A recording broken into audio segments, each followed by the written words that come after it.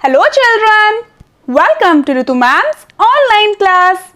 प्यारे बच्चों, last class में हमने टेसू राजा अड़े खड़े कविता का गायन किया था। खूब मजे से हमने यह कविता गाई थी, याद है ना बच्चों?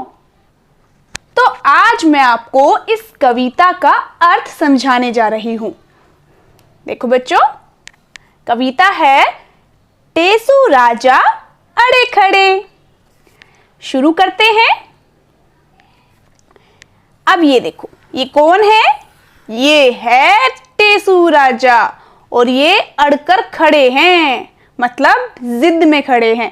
अपनी बात मनवानी ही मनवानी है। अड़े खड़े का मतलब यह है।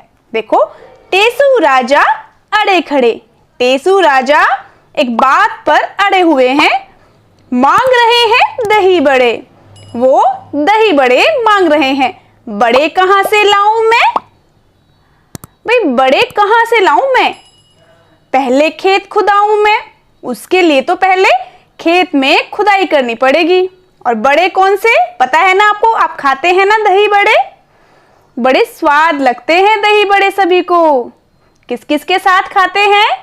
चटनी के साथ, सौंठ के साथ और दही के साथ।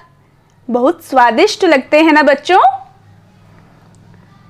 और फिर देखो, इससे आगे हम चलते हैं। उसमें उड़द उगाऊं मैं। खेत में खुदाई करके उसमें उड़द उगानी पड़ेगी मुझे पहले। और फिर क्या किया जाएगा?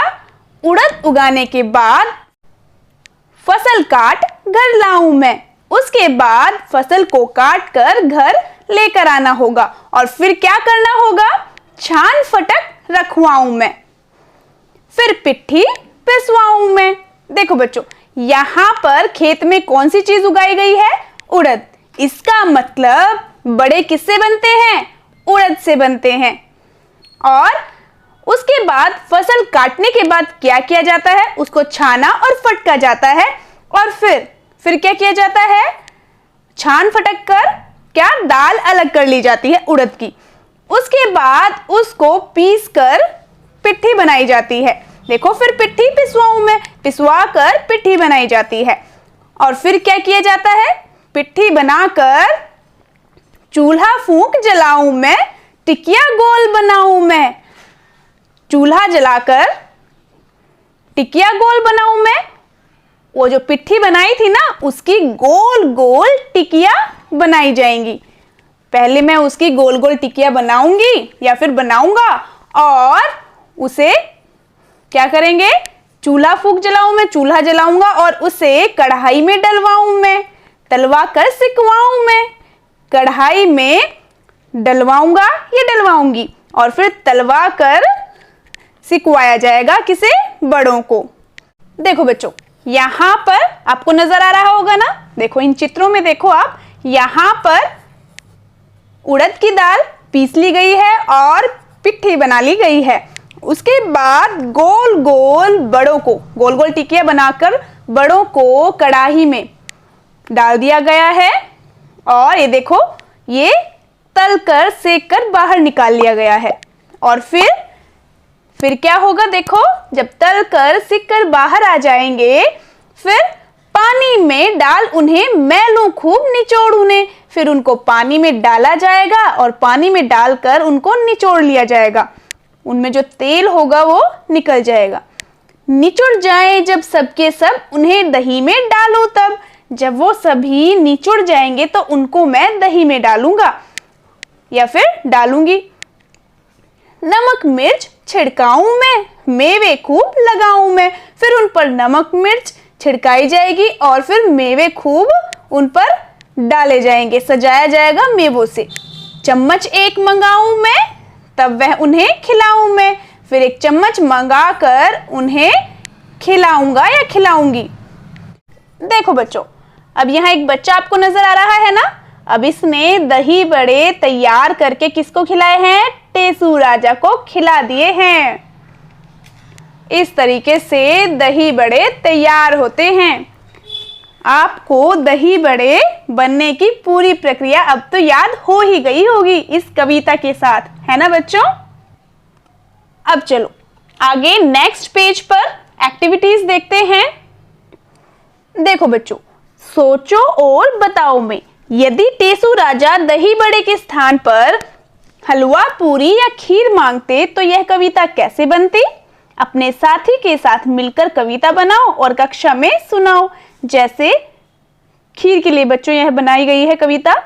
खीर कहाँ से लाऊं मैं, पहले खेत खुदाऊं मैं, उसमें धान उगाऊं मैं। देखो बच्चों, यहाँ पर क्या लिखा है? धान लिखा है, क्योंकि खीर किसकी बनती है?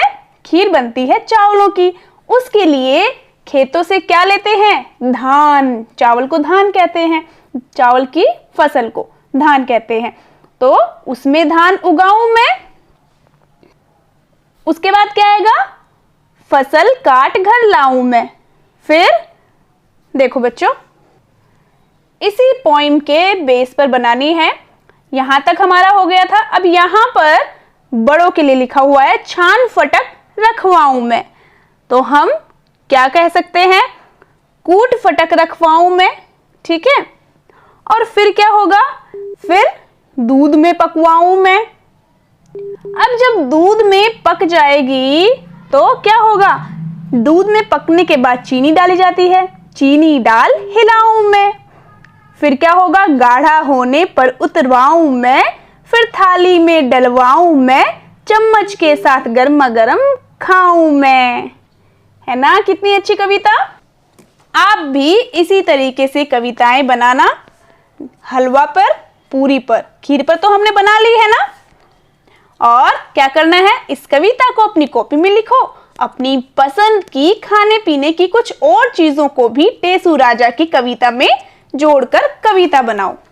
तो यही क्या करना है?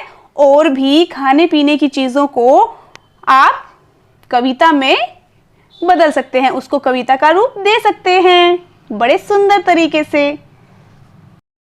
तो बच्चों, आज के लिए इतना ही। और हाँ बच्चों, खाने की चीज़ों पर कविता बनाना मत भूलना और मुझे कमेंट बॉक्स में भी लिखकर ज़रूर बताना कि आपने कौन सी कविता लिखी है और किस पर लिखी है।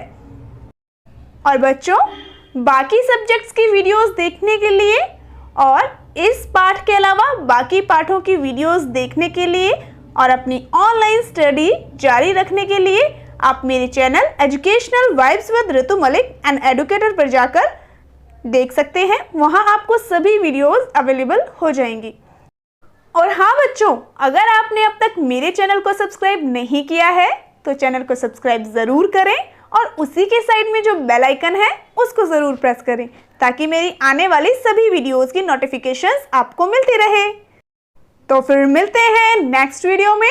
तब तक के लिए बाय बच्चों।